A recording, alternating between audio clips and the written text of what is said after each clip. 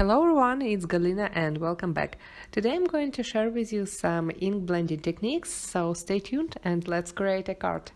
I'm going to start with my ink blended background and I'm going to use the square brick stencil from Studio Katia. I'm tapping it out to my A2 card panel.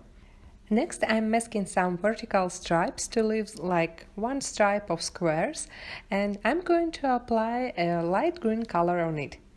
I'm going to repeat this step a few more times to get multicolored card background. Also, I will use different shades of green inks and I'm going to combine them all. If you don't have a lot of green inks, you can play just with one and try to apply it with a light hand and hard hand, so you will get two different shades of one color. Also, you can play with other basic color shades like yellow or blue, and you can apply them directly on your green ink to create another color. A little bit later you will see how I mixed my basic colors on this card panel. After I'm done with my vertical stripes, I removed my masking tape horizontally to create more shades of green. And I'm done with my ink blending and I'm removing all masking tapes, and just look on this card background, pretty awesome. Now the panel is ready for die cutting. I'm going to use dotted set number 1 from Studio Katia and I'm going to cut out a rectangle panel with a round window inside it. And also I die cut a small round panel with same die.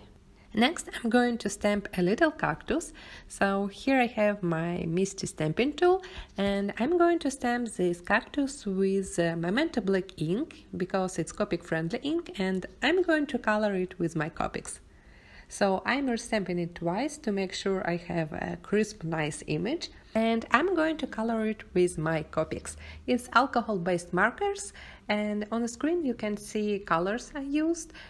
And I will write them on my blog post. Link to the blog post you can find in the video description below, as well as full supply list.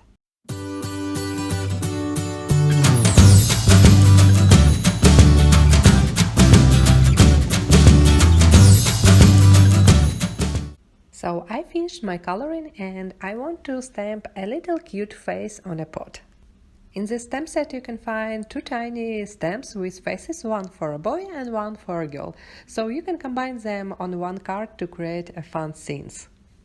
After that I die cut this image with a coordinating die. Just look on this cute cactus, isn't it adorable?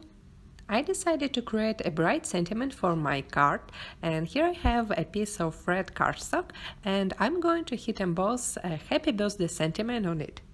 I'm stamping it with Versamark ink, it's a sticky ink for embossing powder, and next I'm covering the sentiment with fine detail embossing powder. I recommend to use such fine detail powder for tiny images or small sentiments like this. Next I'm going to melt this powder with my heat gun. I cut out a stripe with my craft knife and it's ready to go. Next I'm going to place a lot of foam tape behind of my card panel to add some dimension on my card. I'm placing the card panel on my A2 card base. I cut it out from a white cardstock, and next I'm going to put a circle die cut inside of my window. And in the center of this window I foam mount my little cactus. I use a double-sided adhesive foam squares. And on the bottom I added my sentiment on a stripe. Now it's time to add some embellishments. I add some transparent sparkly crystals and I'm adhering them using a strong liquid glue from Studio Katia. Also I'm going to embellish my little cactus with a few tiny plastic flowers.